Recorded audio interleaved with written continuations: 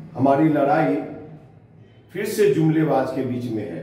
मैंने हाजीपुर को ये पुल दिया, स्टील नुमा पुल के लिए 14 में धरना दिया और 19 में पटना मेट्रो रेल हाजीपुर से जोड़ा जाए वो दिया। इस बार इलेक्ट्रॉन आप युवा नौजवानों को हर एक मान सम्मान के साथ खड़ा रहूंगा, आपको बाहर नौकरी करने नहीं जाने देंगे जी। और हम तो दो बड़े हवाओं में लड़ा हूं मैं, 14 का मोदी का हवा और 19 का जुमलेबाज का हवा। देखिए ऐसे नेता लोग हैं जिनका अपना राजनीति वजूद नहीं है, जो अकेले चुनाव लड़े तो शायद मुखिया का भी चुनाव नहीं जीत पाए। दोस्तों नमस्कार, मेरा नाम है अभिमन्यु कुमार, आप देख रहे हैं जनबोल न्यूज। आज जनबोल न्यूज के स्टूडियो में मौजूद है इंजीनियर राजकुमार पासवान जी, जो हाजीपुर लोकसभा क्षेत्र से लगातार चुनावी मैदान में रहे। 2019 में इनका तीसरा स्थान रहा है और इस बार भी चुनाव मैदान में है। और इस बीच पशुपति पारस, चिराग पासवान और अब कहा जा रहा है ऐसा कि राष्ट्रीय जनता दल से साधु पासवान जी की पत्नी वहां चुनाव लड़ने वाली है। तो इस बीच राजकुमार पासवान जी अपने आप को कहां पाते हैं, ऐसे तमाम सवालों को लेकर इनसे बात करने की कोशिश करते हैं। तो सबसे पहले तो आपका हमारे स्टूडियो आपको स्वागत है। कैसे हैं आप? बहुत बढ़िया और मजे में, जनता के बीच में। तो इस बार अपने आप को कहां पाते हैं? ये तो एक ही परिवार से 3 लोग चुनाव लड़ रहे हैं, पशुपति पारस, चिराग पासवान और साधु पासवान की पत्नी। ऐसा कहा जा रहा है दर्शन को टिकट मिलने वाला है, तो आप कहां हैं? देखिए ऐसे नेता लोग हैं जिनका अपना राजनीति वजूद नहीं है, जो अकेले चुनाव लड़े तो शायद मुखिया का भी चुनाव नहीं जीत पाए जी। और हम तो दो बड़े हवाओं में लड़ा हूं मैं, 14 का मोदी का हवा और 19 का जुमलेबाज का हवा। और आपको बता दूं कि ये 2024 में जी हमारी लड़ाई फिर से जुमलेबाज के बीच में है कि गारंटी ले रहे हैं जी, जो आज तक 2 करोड़ रोजगार की गारंटी लिया नहीं पूरा हुआ। हर एक गांव को गोद लेने की बात हुई, उसको कोयटो जापान की गारंटी लिया, बनाने की गारंटी, वो नहीं बन पाया। आपको बता दो साहब कि वहां पे लड़ कौन रहे, एक मोदी का हनुमान है तो दूसरा शायद लालू जी का हनुमान आ रहे हैं जी, और तीसरा खुद को कहते थे कि मैं मोदी का भालू हूं। तो ये बताइए कि जो ये पशु लोग क्या आवाम का सेवा कर पाएंगे, जो जंगल में शेर के डर से, भेड़िया के डर से, मतलब ये लोग शेर के डर से और सबके डर से एक कोने में बैठे होते हैं। तो अकेला लड़ने वाला शेर मैं हूं, इंजीनियर राजकुमार पासवान। और आपको बता दूं जी कि कौन मेरे खिलाफ लड़ रहे, पूरा परिवार लड़ रहा है। उधर भाई लड़ रहा है, बहन लड़ रही है, चचा लड़ रहे हैं, न जाने कौन कौन लड़ेंगे। तो ये नहीं चाहते हैं कि एक गरीब दलित दुसाद का बेटा जो माटी टाटी से निकला है वो सदन का मुंह देखे, सदन में जाए और हमारे बराबरी में बात रखे। और किसके साथ है ये? साथ है संविधान बदलने वाले के साथ। अब मैं कहां खड़ा हूं? संविधान की रक्षा करने के लिए, ये आरक्षण खत्म करवाने वाले के साथ खड़ा है ये पूरा परिवार, हनुमान, भालू और जो भी है सब। आपको बता दूं कि ये किसके साथ खड़ा है? मैं आरक्षण हितैषी हूं, मैं आरक्षण रिजर्वेशन बढ़ाने की बात करता हूं। ये किसके साथ खड़े? जो अंबानी अडानी के प्रधानमंत्री है, हमारे गरीब शोषित के प्रधानमंत्री नहीं है, हमारे समाज के प्रधानमंत्री नहीं है, हमारे गरीब शोषित वंचितों के प्रधानमंत्री नहीं है। ऐसे प्रधानमंत्री नहीं चाहिए देश को। सुन लीजिए, अभी इलेक्टोरल बॉन्ड से सबको चंदा मिला हुआ है, आपको चंदा कहां से मिला है? देखिए कैसे चुनाव में जाएंगे? देखिए हम तो चुनाव में जा रहे हैं जी कि अब एक नोट एक वोट वाली बात नहीं रही। अब जाते हैं तो कहते हैं भैया अपने हैसियत के, मतलब कि जो भी है अपने हैसियत के अनुसार, भैया आप अपने स्वेच्छा के अनुसार हमको जितना बन पड़े चंदा के रूप में दीजिए और वोट भी दीजिए। हम यही कर रहे हैं सब जगह जाकर के। एक नोट एक वोट, तो एक नोट एक वोट में तो काम नहीं चलेगा। 10 रुपया चाहिए, 100 रुपया चाहिए, 500 रुपया चाहिए, 5000 चाहिए। स्वेच्छा से जो देगा हम आशीर्वाद के रूप में कबूल करेंगे। लेकिन ये लोग कहां से ला रहे हैं जी, ये इनको कौन फंडिंग कर रहा है? साहब, जिस पाकिस्तान को कोसते रहते हैं प्रधानमंत्री पानी पी पी करके, वहां से भी फंडिंग होती है प्रधानमंत्री जी को। आप देखिए, समझिए, तो ये प्रधानमंत्री किस तरह के हैं, और ये खास करके हाजीपुर की जनता इस पर बर्दाश्त नहीं करने जा रही है। देखिए, चिराग पासवान हाजीपुर में खास करके, हमारी लड़ाई एनडीए के उम्मीदवार से है। अगर वहां पे चाचा हो, चाहे भतीजा हो, चाहे दीदी हो, चाहे चाची हो, चाहे अम्मा हो, चाहे मौसा हो, हम साफ कर रहा हूं कि जो एनडीए के उम्मीदवार होगा उससे हमारी लड़ाई है, क्योंकि पिछले बार तीसरा स्थान पे रहा हूं मैं, और इतना साफ है कि एनडीए का उम्मीदवार भाई चिराग पासवान 1 लाख वोट से हार रहे हैं वहां पे, और परिवारवाद को भेजा है, यानी कि राजकुमारी देवी के परिवार दामाद साहब का अंत हो चुका, खात्मा हो चुका, और अब रीना पासवान के, रीना कौर के दामाद साहब का उदय हो गया, जो कि जमुई में आप देख सकते हैं जी।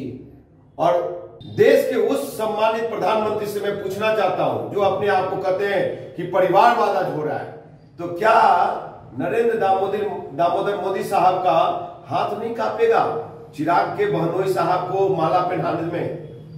तो आप परिवारवाद की दुहाई देते हैं। इनके लिए अपने पार्टी में, भाजपा में परिवारवाद का कोई मतलब नहीं है, सिर्फ दूसरे में। वो कहा जाता ना, बुरा जो देखा मैं चला, बुरा ना दिखा कोई, जो दिल ढूंढा अपना, मुझसे बुरा ना कोई। यूं कहे कि चलनिया दूसरे बरनिया को, जिसमें खुद ही 72 छेद। तो ये प्रधानमंत्री को ना भ्रष्टाचार से कोई लेना देना है, ना भ्रष्टाचारियों से लेना देना है, ना परिवारवाद से लेना देना है, सिर्फ दूसरे के घर में क्या हो रहा है ये देखने में लगे रहते हैं। अभी देखिए, चिराग पासवान चुनाव लड़ रहे हैं, पशुपति पारख लड़ रहे हैं। आप पिछले बार 2019 में आपका तीसरा स्थान रहा, क्या आपको कोई पार्टी नहीं ऐसा कह रहा है कि आप इस बार बैठ जाइए, ताकि पासवान का वोट बच जाए, पासवान का वोट ना बटे, इस तरह की बात आ रही, ऑफर वगैरह? देखिए, बहुत सारे प्रेशर है हमारे ऊपर जी, कुछ बाहुबली का, कुछ माफिया का, न जाने परिवारों का फोन आता रहता है, और इन सब को देखेंगे तो हम सदन में कहां से पहुंच पाएंगे। ये साल हमारा है, ये वर्ष हमारा है, ये चुनाव हमारा है, ये लोकसभा हाजीपुर हमारा है, और हाजीपुर हमारा है, बाहरी को भगाना है, समझे? एक जाएंगे खगड़िया, दूसरा जाएंगे पंजाब, और यहाँ पे इस बार, अब की बार हाजीपुर सांसद राजकुमार राजकुमार राजकुमार। इतनी बड़ी ऑफर मिल रहा है, नहीं लग रहा है कि बैठ जाए चुनाव में क्या लड़ने से क्या फायदा? ऑफर मिल ही रहा है साहब। मैं दिल्ली यूनिवर्सिटी में इंजीनियर था जी, आंदोलन से निकला हुआ हूँ, आम आदमी पार्टी का फाउंडर मेंबर रहा मैं जी, और 14 में स्वर्गीय रामविलास पासवान जी 1.5 करोड़ का ऑफर दिया, उनके दामाद साहब घर पे बैग लेके आ गए थे। बड़ी बात कर रहे हैं आप? बड़ी बात, और पुख्ते के साथ कर रहा हूँ। दूसरी चीज है, फिर 19 में पशुपति कुमार पारस जी 2.5 करोड़ का ऑफर दिया था, समझे? हमने कंप्लेन भी ठोका था, रिकॉर्डिंग थी, लेकिन सामाजिक दबाव में हम उस बात को परसू नहीं किए, उस केस की तरफ नहीं गए। तो आपको बता दो कि फिर दबाव मिल रहे हैं, और आने वाले वक्त में बहुत चीज का खुलासा होगा, समझा जाएगा, देखा जाएगा। लेकिन हम जनता के लिए बने हैं, जनता मेरा परिवार है, हम परिवारवाद नहीं करते, जनता हमारी परिवार है, जनता के लिए जीते हैं, जनता के लिए हम मरेंगे, और राजनीति में भी, सत्ता पे भी जाएंगे तो जनता के लिए। साहब, दिल्ली यूनिवर्सिटी हमको बहुत बड़ा मान सम्मान दे चुका है, बहुत बड़ा पहचान दे चुका है। मैं वहां एक अदरा सा जूनियर इंजीनियर से अपनी करियर की शुरुआत किया और आगे तक गया, समझे? बड़ा चेहरा बना, बड़ा नाम हुआ। तो हम ऐसे लोगों के हाथ, इन लोग की औकात है कि मुझे खरीद ले और मैं बिक जाऊंगा। मैं बिकाऊ नहीं हूं, टिकाऊ हूं, और हाजीपुर की जनता के लिए एक सही विकल्प अभी मिला है। देखिए, 14 में 7वां स्थान, 7,000 वोट किसके चेहरे पे? अरविंद केजरीवाल के चेहरे पे। ये इंजीनियर राजकुमार पासवान का विचार, विजन और आइडियोलॉजी और अपने विचारों को जन जन तक पहुंचाया, तो जनता ने उतने बड़े हवा में 19 में पशुपति कुमार पारस के खिलाफ तीसरा स्थान दिया। फिर आपको बता दो, आपकी किसके साथ है? आपकी कह तो रहा हूं, एनडीए के जो उम्मीदवार होंगे जी उसके साथ है। तो चिराग पासवान है एनडीए के उम्मीदवार। चिराग पासवान तो जमुई छोड़ दिया जी, यानी कि वो हार मान चुके हैं। हार मान करके हाजीपुर आए हैं, तो यहाँ पे गले कौन लगाएगा? आप किस मॉडल पे? चिराग पासवान अपने 10 साल में 10 काम बता दे कि मेरा ये मॉडल, जिस बटिया गांव को गोद लिया, क्या कोयटो जापान बना दिया? क्या हालात है? जो चापाकल उन्होंने लगाया, सांसद निधि से लगवाया, वो चलाइएगा ना तो पानी नहीं निकलता है। क्या जमुई से डर गए क्या चिराग पासवान के चुनाव नहीं जीत पाएंगे, हाजीपुर जा रहे हैं? साहब ये अपने आप को शेर कहते हैं ना, कि देखो देखो कौन आया, शेर आया चिराग आया, ये बोलता था ना सब लोग। लेकिन जमुई छोड़ने के बाद साबित हो गया कि देखो देखो कौन आया, चिराग आया, गीदर आया, गीदर आया, चिराग आया। आप गीदर बना दे रहे हैं, उनके समर्थक तो गुस्सा हो जाएंगे। साहब मैं नहीं बोलता हूँ, वही लोग अपने आप को बोलते हैं कि भालू हूँ, हनुमान हूँ, बानर हूँ। मैं नहीं बोलता हूँ, मैं ये सभी चैनलों में है। हम क्यों बोलेंगे? हमारी क्या ये है, समझिए जी। तो आपको बता दूं कि चिराग पासवान किस आधार पे, वो चिराग पासवान जो कहते जिनके पिताजी, वो चिराग पासवान जिनके पिताजी ने स्वर्णों को 10% आरक्षण दिलाया, समझे? वो चिराग पासवान जो 12 अप्रैल 2016 को सदन में, लोकसभा में कहा कि अध्यक्ष महोदय, मैं देश के दलितों से अपील करता हूं कि समृद्ध दलितों को आरक्षण छोड़ देना चाहिए। आप होते कौन है? आज आपसे बड़ा समृद्ध कौन है? आज आप पूरा परिवार आरक्षित सीट पे लड़ रहे हैं। अगर चिराग पासवान को हो औकात, हो हैसियत, तो भैया जनरल सीट पे चुनाव लड़के दिखाओ, औकात समझ में आ जाएगा। फिर इन्होंने 9 जाति को एससी में शामिल करने की बात कहा, किस आधार पे? वो ईबीसी का फायदा ले रहा, BC1 का, वो भी मेरा भाई है जो 9 जाति का आपने कहा कि एससी में शामिल किया। लेकिन उससे पहले आपको आरक्षण की दायरा जो बाबा साहब दिए 22.5%, उसको बढ़ा के 35 से 40% करने की बात होनी चाहिए। ये तो अच्छी बात कहा है ना, समृद्ध दलितों को आरक्षण छोड़ देना चाहिए। समृद्ध होगा तो छोड़ देना चाहिए। क्यों छोड़ना चाहिए ये बताइए? आप किस तरह से कहते हैं समृद्ध है? आपको छोड़ने की जरूरत है ना।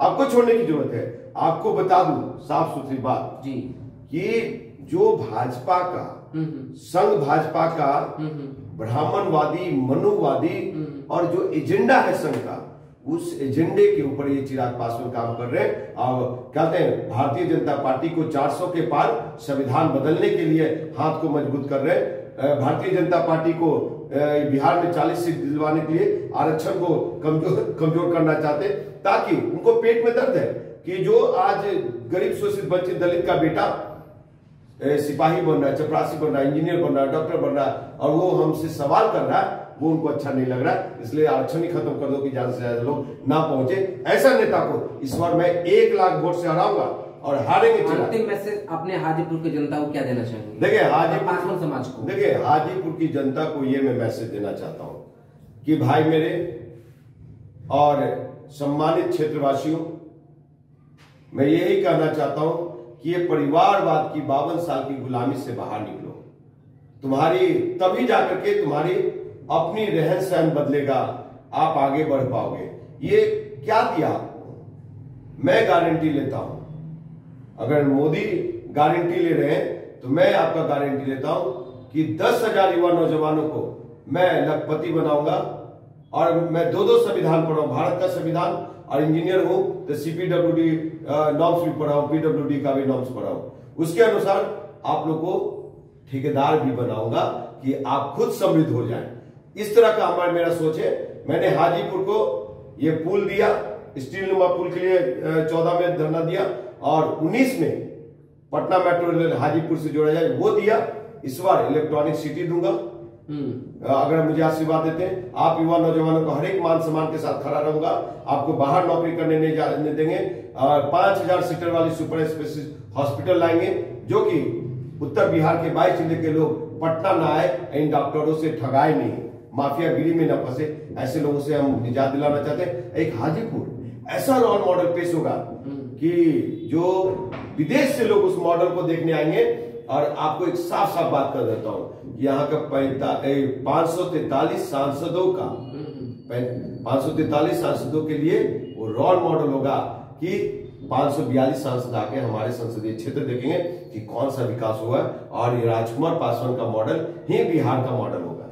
ये बिहार फर्स्ट, बिहारी फर्स्ट ये नहीं है रे भाई, ये परिवार फर्स्ट चिराग फर्स्ट है, बाहुबली फर्स्ट चिराग फर्स्ट है, ये माफिया फर्स्ट चिराग फर्स्ट है। चलिए बहुत बहुत शुक्रिया आपका। जी हाँ, थैंक यू सो मच, नमस्कार। तो आप देख रहे थे जनपद न्यूज, और अभी राजकुमार पासवान जी क्या कुछ कहे हैं, आपकी क्या प्रतिक्रिया इनकी बातों पे कमेंट के माध्यम से जरूर दीजिए, और हमारे चैनल पर नए को सब्सक्राइब करिए, लाइक करिए। धन्यवाद।